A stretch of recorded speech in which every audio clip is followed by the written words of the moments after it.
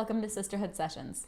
Join us on the couch every Thursday to talk about love, dating, happiness, and everything in between. From a Gen Z and a millennial perspective. We are your intimate sisters, and we're all about entertaining, motivating, and inspiring you. Now let's get into it. Welcome back, everybody. Welcome back to Sisterhood Sessions. We're really glad you're here with us again.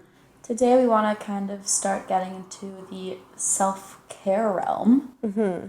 And so we want to talk about kind of our routines in which set us up for, the days and weeks ahead of us. How we kind of are able to put our best foot forward, what we do to do that.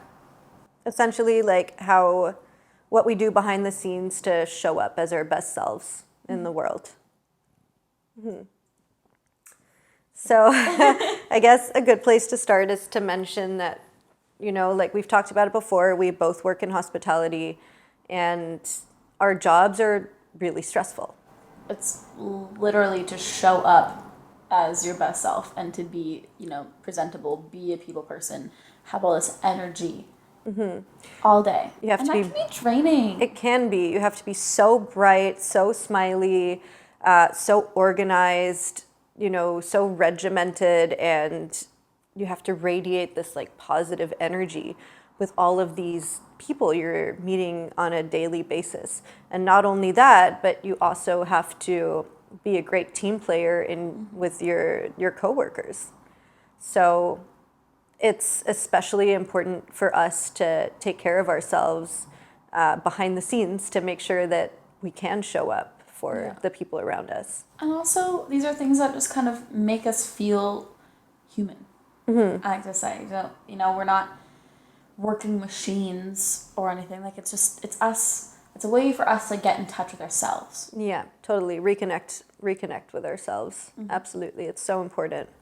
So I think the best way to kind of start is our morning routines and how we start the day. Mm-hmm. I love wake up in the morning. You were saying that you set an alarm 30 minutes before you have to get up. Mm-hmm.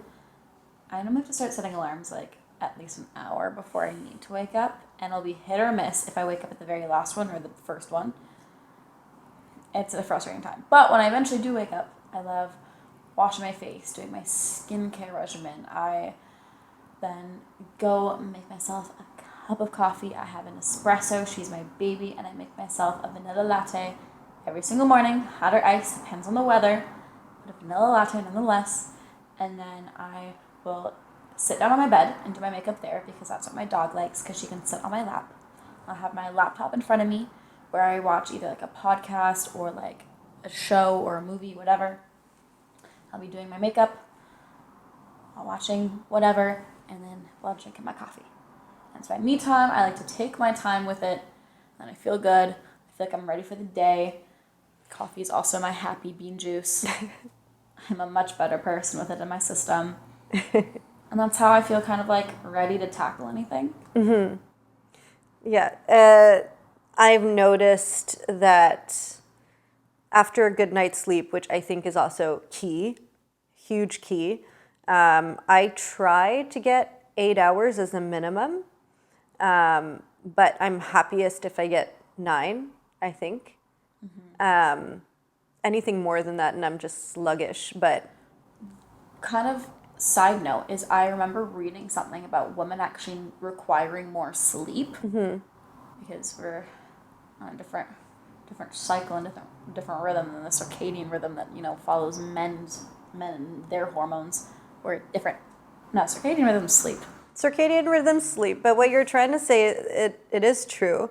Men mostly get energy from the testosterone levels, and they start their day off already with a testosterone boost, which carries them through the day, and they get that boost every single day. Mm-hmm. Whereas women, their hormones fluctuate over the course of a month, and so we follow a 28-day cycle with our hormones and.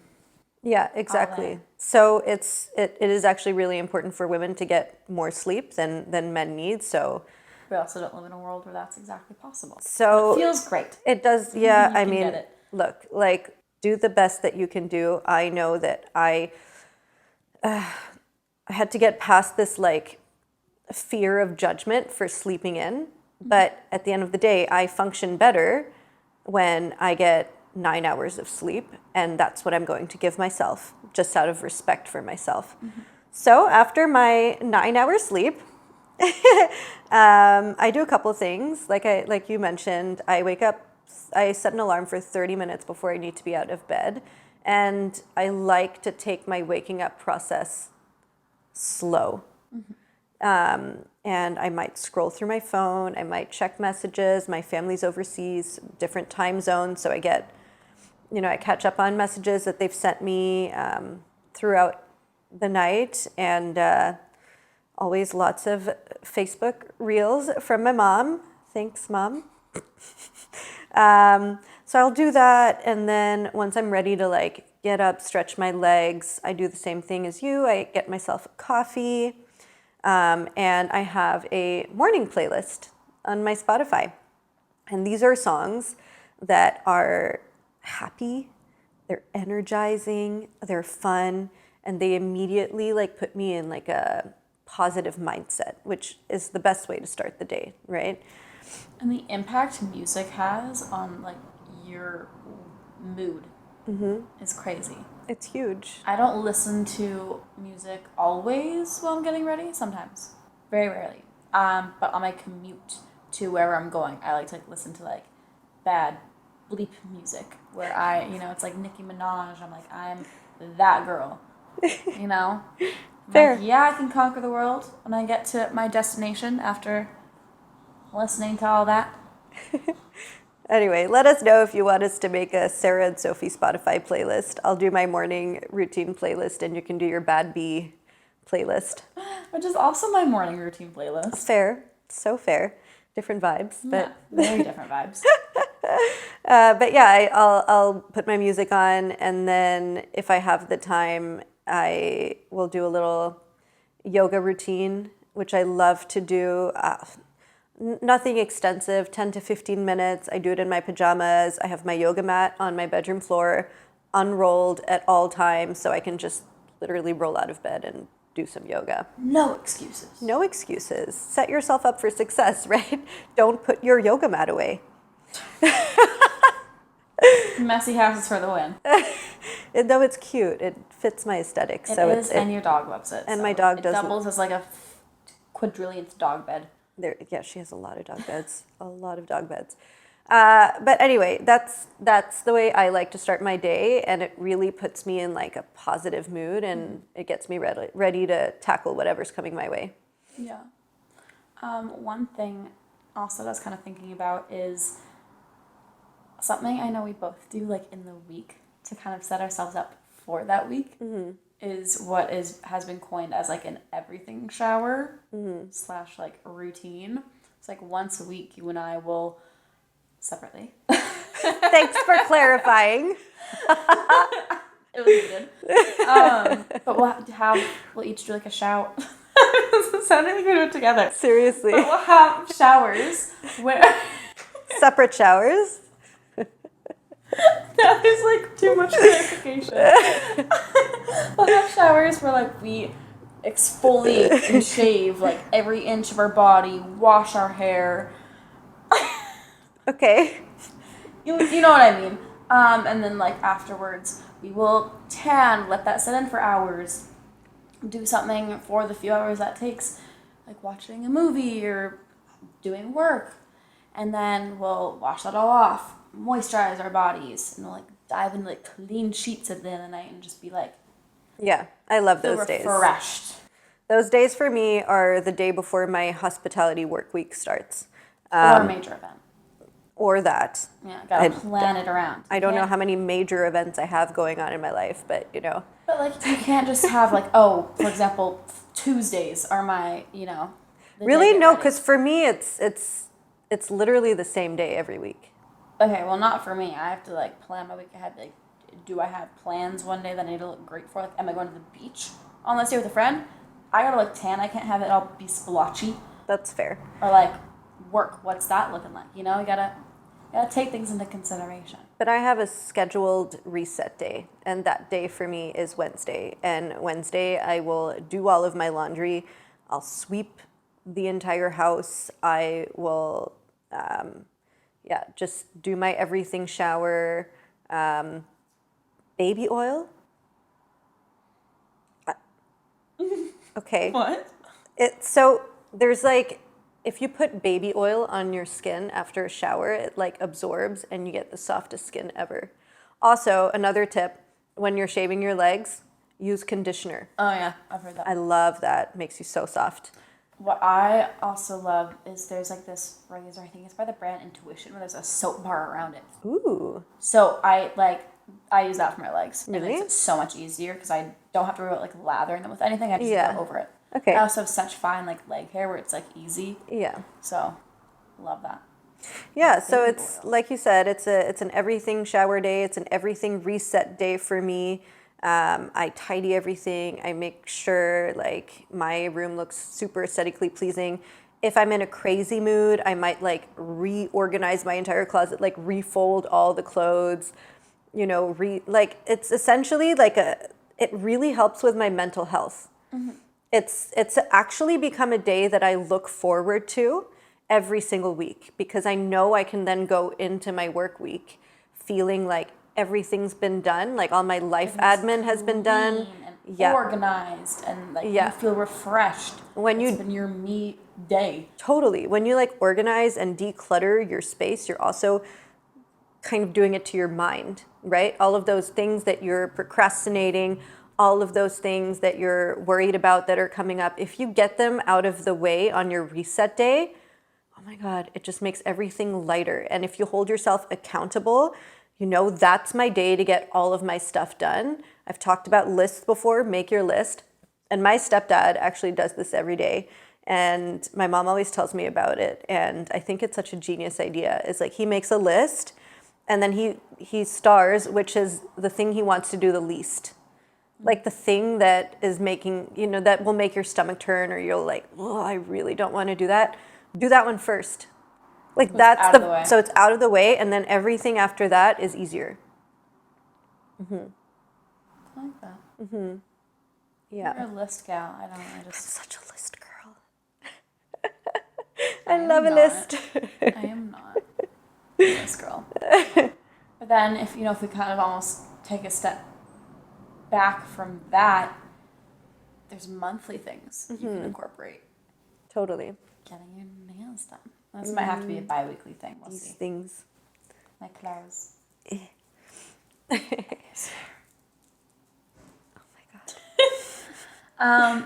But like nails or getting your hair done. I mean, this will kind of vary, but like it's not a daily thing. Like getting your nails done, hair done, going to therapy. Is a huge one. Totally. That's massive. All of these things that don't need to happen daily, they don't need to happen weekly, but they're a once a month treat for yourself. Yeah. And once a month, give or take. Yeah. They're hugely important, and I think I always do better in life when I have something to look forward to. Mm-hmm. Something that I know is going to bring me joy, that is going to happen soon, is something that like sustains me through the tough moments.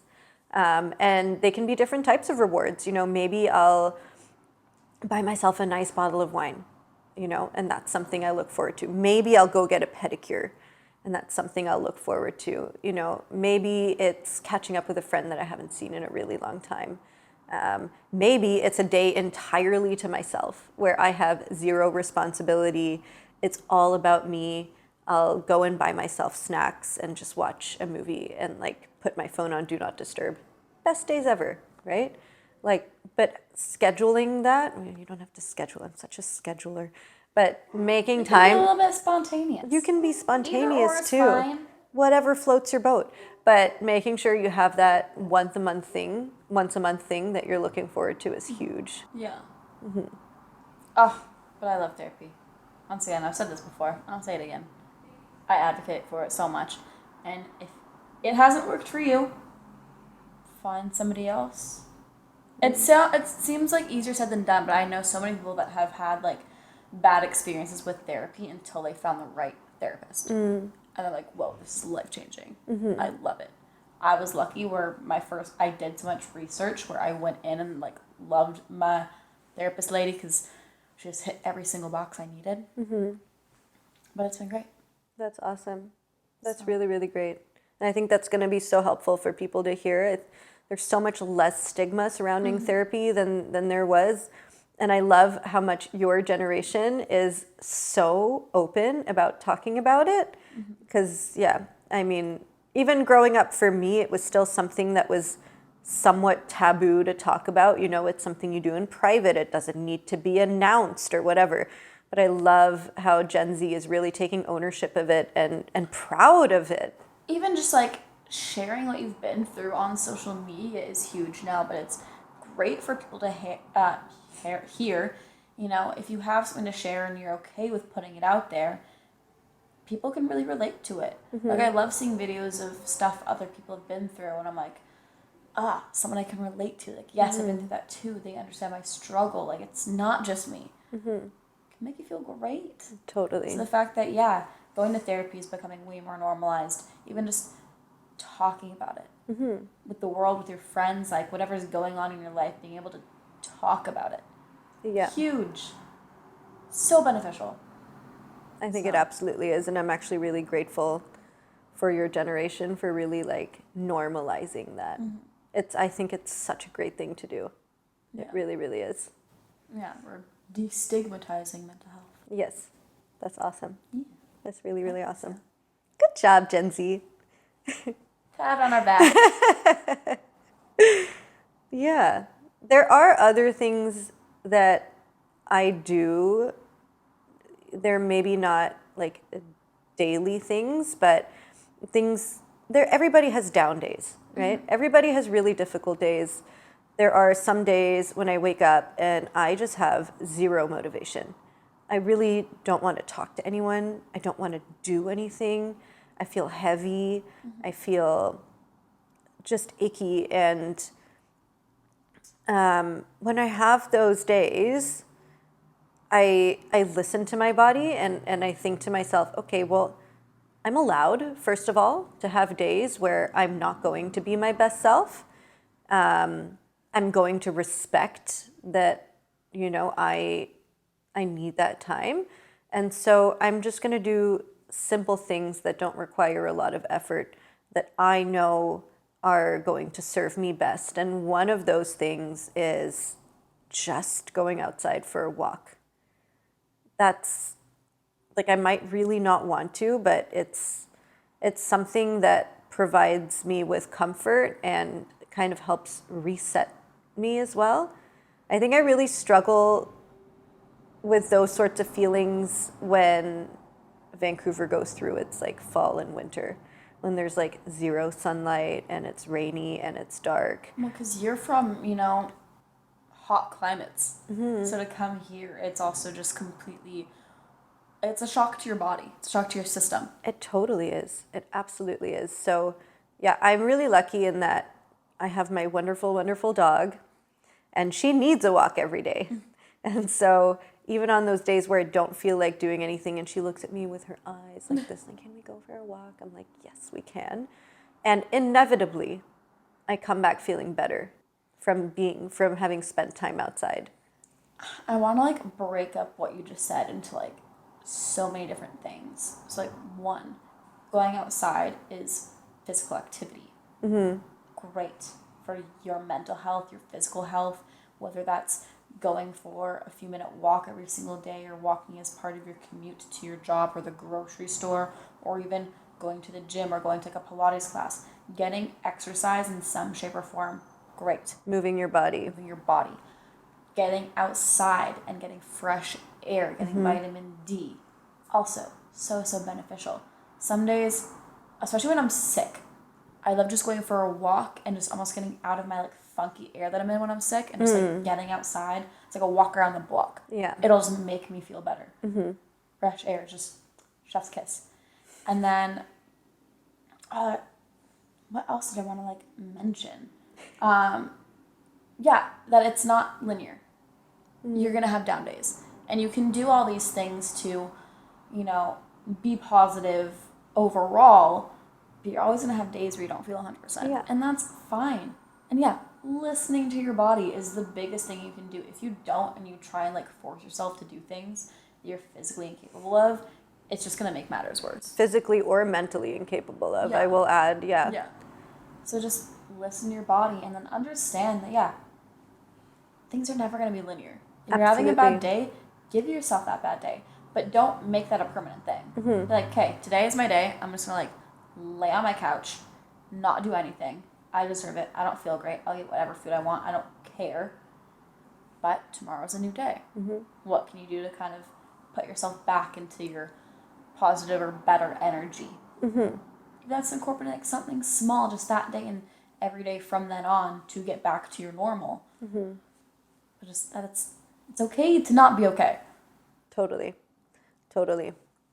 Yeah. Thanks for breaking that down. That was I just had a stream of as you're saying that, I was I want to touch on that and that and that. No, that was great. That was really, really great. I appreciated that.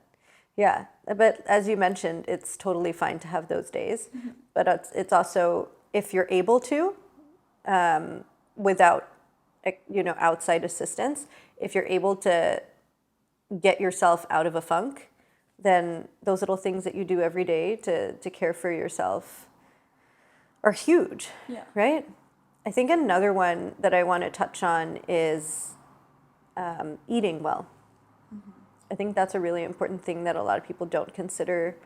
But what I've read about recently is that your gut health really influences your mental health. It influences everything. Yeah, which is crazy because I grew up never hearing about that, ever. And since I was a kid, the food pyramid has changed so much. And all the information that we're getting now that I'm in my 30s, are completely contradictory to what I'd learned about as a child. We're forever learning and growing and changing, so nothing will ever be the same as it was 10 years ago. And so also, to kind of go into that, sure, your parents are going to know a lot from their personal experiences, but also what you grew up being taught might be different from what people are being told today, and that's okay. Take kind of what works from everything and incorporate that into your own realm in life. So if your parents have this magical remedy dinner soup thing for when you're sick, cool. Maybe there's something fun, weird in there that you could incorporate a superfood from today into. Okay. I'm interesting. I'm kind of going on a weird tangent where I don't fully know even what I'm saying, but But I like what you're saying. Take the knowledge that has been imparted to you from the people who raised you, but then take the new information that is being discovered every day and combine the two. Yeah, and then you create your own kind of realm of knowledge and things to also give back to the world. Okay. We're both just completely going off of each other and fixing each other's sentences and breaking them down to actually be more digestible for hey, that word fit really well into our eating portion. Good job. I'm so That's funny. But things are forever changing and growing, and take what works from all aspects of your life. Use your intuition. Yeah. I think intuition is one of the biggest gifts that you can give yourself. Listening to what your body wants and what your body needs and trusting that it knows best. I'll give an example related to both eating and my intuition. I stopped eating meat 10 years ago. And I stopped eating meat based off of my intuition. I just had a feeling that it didn't serve me and I didn't want to eat it anymore. I'll leave it at that. I can dive deeper into why I made that decision for myself. That was a decade ago. I still ate fish, and then I stopped eating fish about 5.5 years ago. And then very recently, 2 months ago, I started craving fish. And I started dreaming about eating fish. Genuinely, I would wake up and what did I dream about? I dreamt about fish. It was the weirdest experience, but at first I chalked it up to, oh, that's an odd dream to have, but it kept happening. And so I decided, you know what? It was really difficult for me to remove the stigma of the label that I had given myself. I essentially identified as a vegetarian, right? And that was a huge, huge part of me. That was a huge label that I gave myself. And I had to go through the mental process of letting that go and being okay with listening to my body and eating fish again. And it's serving me well. But I'm grateful for my intuition, and I'm grateful for, listening, having the ability to listen to my body and respect what it needs. Yeah. And also, being intuitive is huge. I've never consumed like red meat. Ever? I think I was fed like a meatball or two, like once, like when I was under 5, but I would always like refuse the red meat my parents would try and feed me. Wow. Or, like I remember having ham once, I was like, this is salty, I hate it, I don't like it. But like I would always refuse to eat the meat my parents would try and feed me as a kid. But I love chicken nuggets though. they were the love of my life when I was 5. And so I just had never had red meat, and then I would only eat pretty well like chicken as my source of like protein or whatever growing up. And then recently I've just like, it's been grossing me out. So I haven't even consumed I stopped kind of consuming chicken even like regularly, and it was like a once in a month type thing. And it's also been months since I've like last consumed like any meat. So I've been vegetarian for a few months now. Crazy. Like I have no desire to eat meat. But also, if I want to again, that's okay. One thing I like about myself is I'm very intuitive with it. Like I will eat when I want, what I want when I want. I'm not gonna have anyone tell me no. I'm not gonna let my mind tell me no. And if I don't want to eat something for a while, that's cool. If I want to start eating something again, that's cool too. If in 2 years I decide I want to finally try a steak, I'll do that. But good for you. I think a lot of people struggle with that, and that's another topic altogether. But that's it all comes down to intuition, eating well, and listening to what your body needs. It's a huge part of self-care. It's a huge part of looking after your body and looking after your mental health, as we're learning. And a very important part of your day. And also something you can reframe in your mind as gifting yourself good, healthy, nutritious food that will have a positive impact on your health. And I know a form of self-care for me is I take a lot of pleasure, a lot of time. It's a creative outlet for me, creating my meals and plating them beautifully. And it has become an incredibly joyful experience for me. So that's one thing that really helps me. Cooking or going out for food can also very much be a form of self-care. Absolutely. Totally. I like having tacos. They're pretty. I'm horrible with cooking, but I want to get better. I love baking. You like baking? I suck at baking. I love baking. Especially around like Christmas time. Like that's my self-care. I love just doing a day where all I do is like bake. I'll bake cookies, I'll bake cupcakes, I'll just spend my day decorating them. I love it. It's not super healthy because then I end up with like literally 2 dozen cupcakes, and where are they gonna go? In my stomach. So, I gotta kind of space it out when I bake, but I love it. Yeah. So doing things like that to incorporate, because you also need a treat. So, cook. You do need a treat. Life is all about balance, right? And it's about figuring out what works for you, and different things are going to work for different people, right? It's about identifying what brings you joy, what brings you peace, what brings you contentment, what helps you feel stable in your mental and physical health, and incorporating those things into your daily, weekly, monthly routines. And that's how you really show up as your best self. And also to kind of go off of that is reframing some of those things. Like some people might see cooking as a chore. Try and reframe that in your mind if you can. Put on some music while you do it. Taste everything like as you put it into a dish. Just like kind of get in touch with what you're doing. Like that's Totally. That's a fun way to do it. Go to a cooking class, you know, join a cooking group, or even put on like, you know, one of your favorite TikTok creators or YouTube creators and cook along with them to a new recipe you haven't tried before. Invite your friends over and have like a themed dinner party where everybody brings their own ingredients and creates their own dishes for everybody to share. That's so fun. It's kind of, once again, goes hand in hand with romanticizing. True. Everything ties in. Everything ties in. It sure does. Everything comes full circle. And if we're going to go full circle here, we started with our morning routine. Why don't we finish up with our wind down / evening routine? You start. Take it away. When I get home from my hospitality work, oftentimes I'm like so wired still.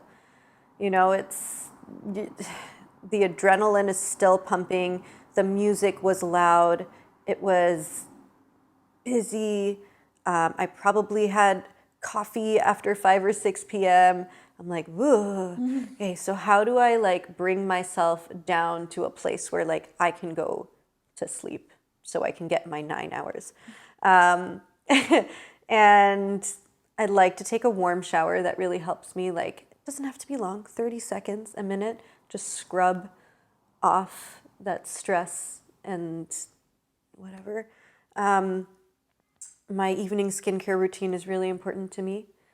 Because I struggle with acne, and that's something I've shared before, but just knowing that I'm doing the right thing for myself and looking after my skin before I go to bed is a huge thing. Brush my teeth, I floss. Flossing is important. Floss. And then I like to get into my bed, and I have one of those like 5-minute journal things that just like has little prompts. And you just write down like a couple of things that went well through your day and what you're grateful for. And you can set your intentions for the next day. And that's hugely helpful to me. And then honestly, like people say, oh, turn off your devices. Don't look at a screen or whatever. You know what? Screw that. I love to fall asleep watching my favorite TV show. Like, that makes me happy and it relaxes me and it takes my mind off of all of the things that have happened during the day. And so, you know what? If it works for you, it works for you. And that works for me. And we see screens all the time anyway. What's falling asleep to one going to do? I sleep well. I sleep like a baby. Like, I don't wake up during the night. Neither do I. And I get a lot of hours of sleep and no one's measured whether I'm getting good quality sleep, but I feel rested and refreshed in the morning. That's what matters. That is what matters. How you feel is what matters. It is what matters, and if falling asleep watching my favorite TV show works for me, then I'm going to keep doing that. I realize I look so much shorter than you.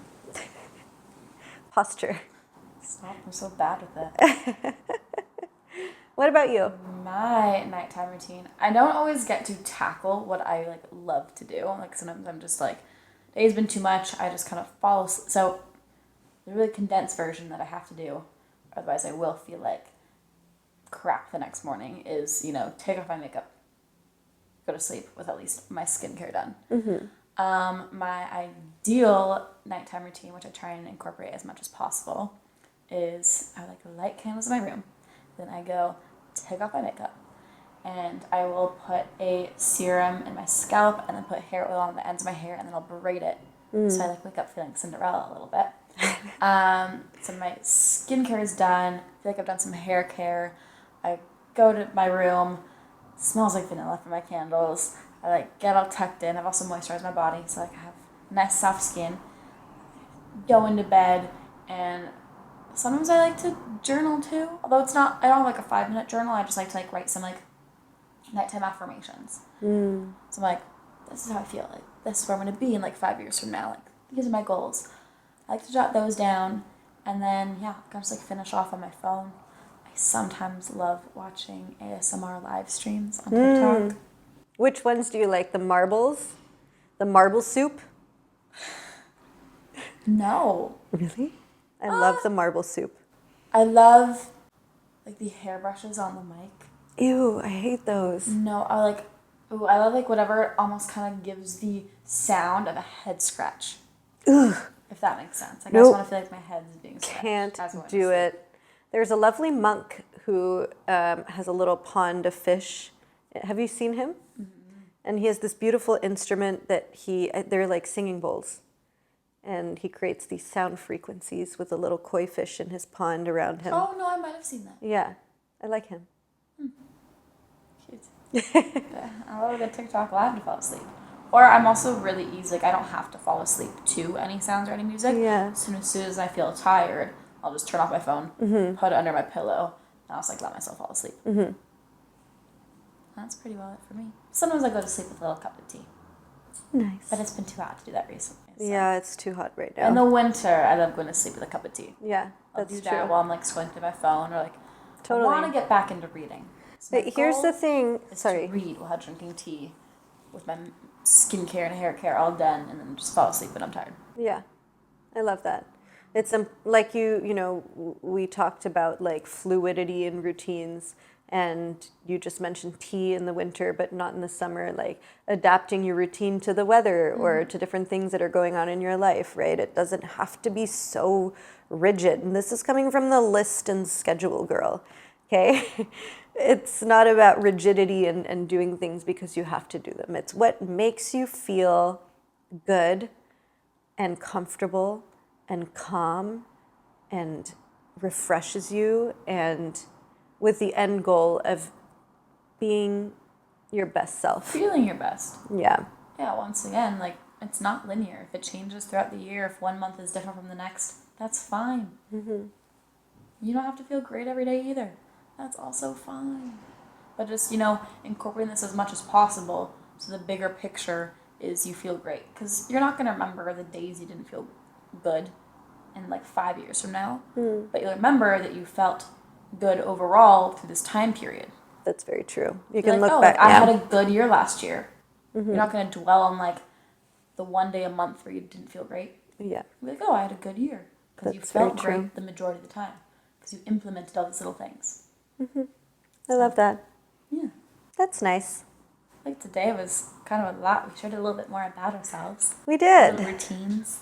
You get to know us a little bit better over time. Yeah. Let us know if you have any questions. If there's anything you'd like us to cover, honestly. Like, yeah, we're getting a few little requests. It's nice. It is nice. Incorporate some of them. Yeah, absolutely. Well, we look forward to doing that for you, and we wish you a wonderful day with lots of self-care. And the weekend is ahead. If you're watching this on release day, it's a Thursday. So the weekend's ahead. Do something fun on a weekend. Yeah. Go to the beach. Get into some nature. Get some fresh air. Mm-hmm. Something. Do all the good things. All the good things. Okay. We'll see you next week. Bye. Bye. Thanks for joining us today. We really appreciate your input, so feel free to reach out to us with any feedback, comments, or suggestions for future episodes. If you would like to support us, please be sure to leave us a rating and review on your favorite platform and subscribe so you never miss us. See you next week. Toodles.